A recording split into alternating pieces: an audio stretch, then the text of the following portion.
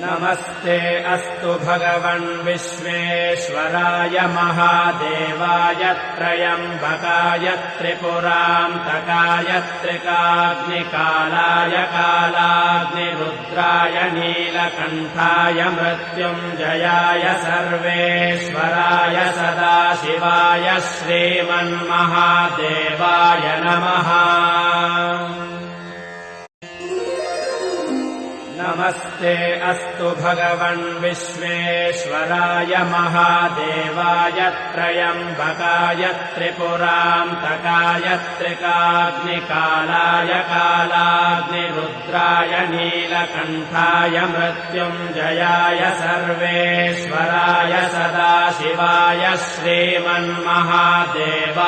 नमः।